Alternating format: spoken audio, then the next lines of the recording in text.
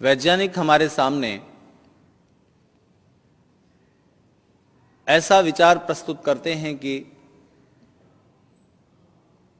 जड़ तत्वों से ही चेतन तत्व विकसित हो जाता है। जैसे इस संसार में फल फूल वनस्पतियां ये सब जड़ पदार्थ हैं, बेजान चीजें हैं। हम और आप ज्ञानवान सत्ता हैं जो कि इन जड़ पदार्थों का रस लेते हैं, इनका इस्तेमाल करते हैं। ये ज्ञानवान सत्ता कैसे बन गई, कहां से आ गई, और इसका स्वरूप दिखाई नहीं देता। हाथ पैर आंख नाक कान वगैरह दिखते हैं, ये सब जड़ हैं।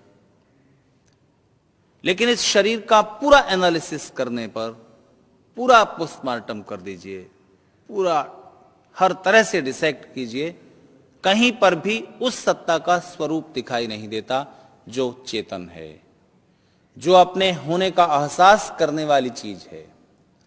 तो अनुमान किया जाता है कि सिर्फ ब्रेन के, माइंड के फंक्शंस हैं, एक मैकेनिज्म है इस बॉडी में जो किसी तरह से क्रिएट हो गया है, और उस कारण ये जानने समझने पहचानने वाली, सुख दुख का अनुभव करने वाली सत्ता उद्भूत हो गई है। जैसे हल्दी और चूना, ये दो चीजें अलग अलग हैं, अलग अलग रंग की हैं। चूना सफेद है, हल्दी पीली है। दोनों को मिलाइए, थोड़ा पानी डालिए और आप देखेंगे लाल रंग बन गया। ठीक इसी तरह से इस शरीर में सारी चीजें जड़ हैं, बेजान हैं। थोड़ा सा कॉपर है, थोड़ा सा फास्फोरस है, थोड़ा सा आयरन है, थोड़ा सा ये है, थोड़ा सा वो है, 70% पानी है। ये सब तत्व, जड़ तत्व एक विशिष्ट निश्चित मात्रा में मिले हैं, और उस मिलने के परिणाम से एक सोचने समझने वाली शक्ति पैदा हो गई है। जब ये शरीर बिखरेगा तो वो सत्ता भी बिखर जाएगी। उसकी कोई अलग से इस शरीर में सत्ता नहीं है। जड़ तत्वों से ही चेतन विकसित हो रहा है, बस। विचारकों का, दार्शनिकों का एक बड़ा वर्ग है जिसका यह कहना है कि नहीं, बात इससे बिल्कुल उल्टी है। केवल एक सत्ता है इस जगत में, चेतन तत्व, ब्रह्म, परमात्म तत्व, और उससे ही यह सारा जड़ जगत विवर्त के रूप में चल जाता है, बन जाता है। जीवात्मा भी और ये पूरा जगत भी उस ब्रह्म का ही विवर्त है। उस चेतन से ही इस सारे जड़ जगत का आविर्भाव हुआ है। इस समय कभी जब बना होगा तब आप एक तत्व की स्थापना करने के लिए लालायित हैं, पर इस समय आपको तीन तत्व स्वीकार करने ही होते हैं। एक ये जड़ जगत, एक इस सब पदार्थों का उपभोग करने वाला जीवात्मा, और तीसरा इस संसार को व्यवस्था देने वाला परमेश्वर या नियम। आप इन तीन तत्वों को स्वीकार किए बिना इस समय वर्तमान जगत की व्याख्या नहीं कर सकते। मूल रूप में क्या था, इसकी व्याख्या में आप जरूर किसी एक तत्व पर, किसी एक मूलभूत, एक ही तत्व को मूलभूत रूप में व्याख्यापित करने की कोशिश करते हैं। वैज्ञानिक हो या दार्शनिक हो। दार्शनिकों का एक वर्ग जो चेतन सत्ता को ही इस पूरे जड़ जगत का मूल मानता है, और वैज्ञानिक जगत जो कि इस पूरे संसार को जड़ रूप में ही मूलतः स्वीकार करता है, और इस जड़ से ही चेतन जीवात्माओं का बन जाना मानता है, और परमात्मा तो जड़ नियम के रूप में ही है उनके सामने। तो फिर उनका दृष्टिकोण है कि इस संसार का मूल तत्व जड़ है, और दार्शनिकों के एक वर्ग का मानना है कि इस संसार का एक ही मूल तत्व है, और वो चेतन है। उसे आप ब्रह्म कहें, परमात्मा तत्व कहें। ये दोनों थियरीज एक दूसरे को ध्वस्त कर देती हैं, क्योंकि सीधा सा तर्क, सीधा सा लॉजिक उठेगा। वैज्ञानिकों से पूछा जा सकता है कि अगर आप कहते हैं कि जड़ से चेतना उत्पन्न हो जाती है,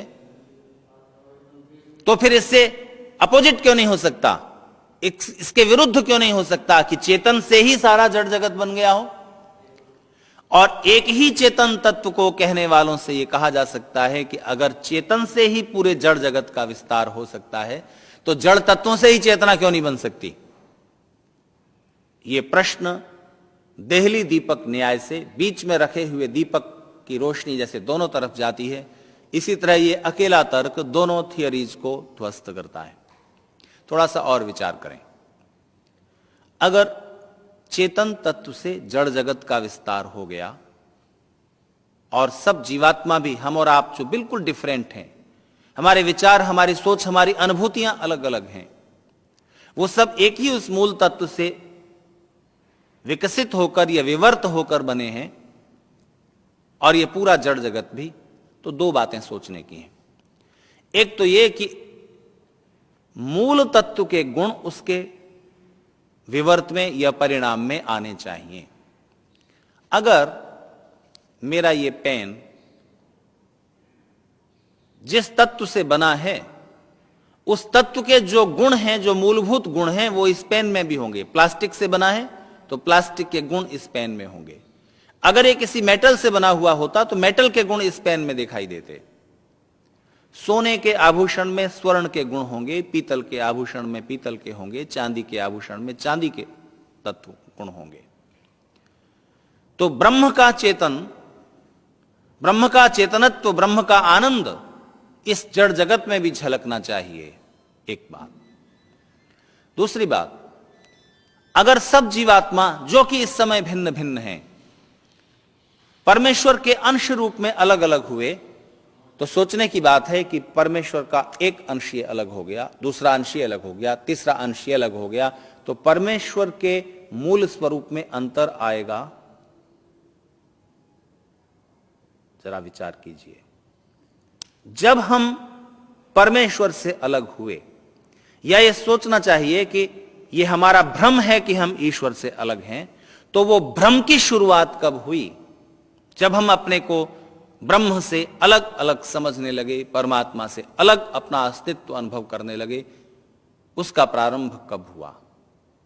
अगर उसका प्रारंभ कभी हुआ तो किसने किया? उस ब्रह्म ने किया, परमात्मा ने किया। तो यह पूछा जाना चाहिए कि उसने ऐसा क्यों किया? स्वयं तो वो परमात्मा बना, आनंद में लीन है, हमको इस संसार के कष्ट भोगने के लिए धकेल दिया।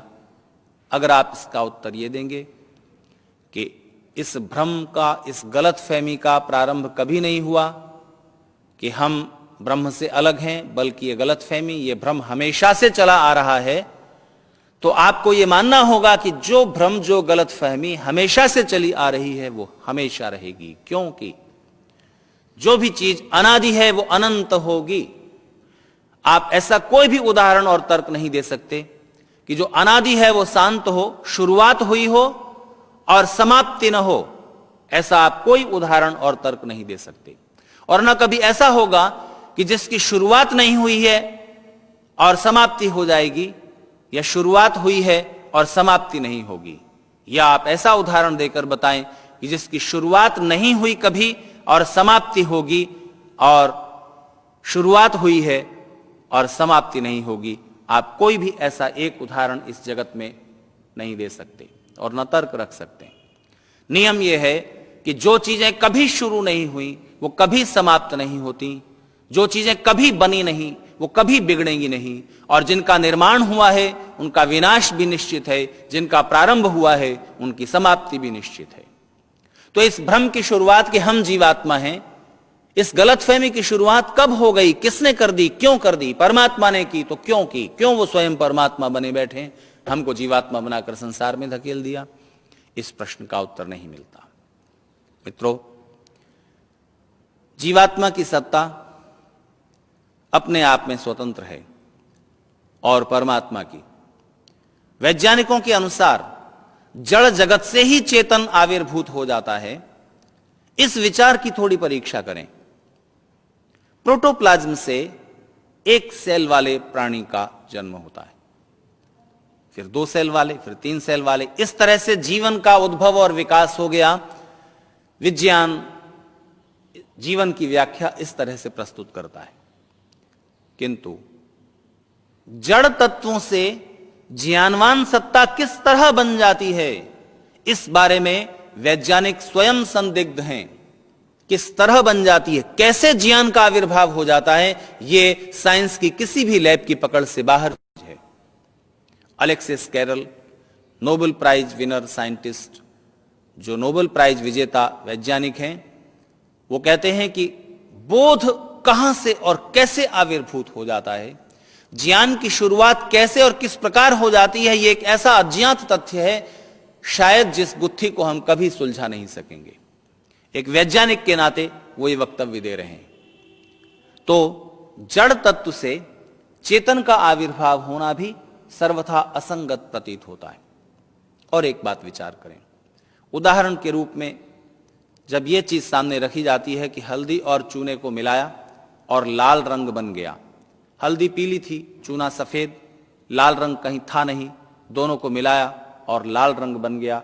इसी तरह से जड़ तत्वों के मिल जाने से ये जानने, समझने, सोचने, महसूस करने वाली सत्ता आविर्भूत हो जाती है और इसका अलग से कोई अस्तित्व नहीं है। तब आपको एक बात ध्यान में रखनी चाहिए, आप हल्दी और चूने को मिलाएंगे तो लाल रंग बनेगा, लेकिन हल्दी में टेल्कम पाउडर मिलाइए, सेलखड़ी का पाउडर जिसे आप शरीर पर छिड़कते हैं खुशबू के लिए, पसीना रोकने के लिए, उसको मिलाइए और पानी मिलाकर 1000 साल तक घोंटते रहिए, कभी भी वहां लाल रंग उत्पन्न नहीं होगा। निष्कर्ष ये निकला कि लाल रंग बना नहीं है, प्रकट हुआ है, मूलतः वहां मौजूद था।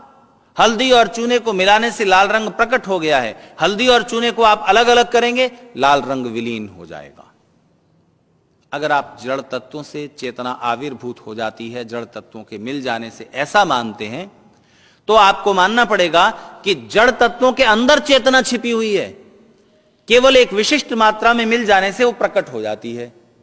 तो बस आप इस सिद्धांत पर पहुंचे कि जड़ तत्व में भी चेतना है। और ठीक इसी तरह जब आप चेतन से जड़ का विवर्त मानते हैं, तब आपको स्वीकार करना होता है कि चेतन तत्व में जड़ छिपा हुआ है।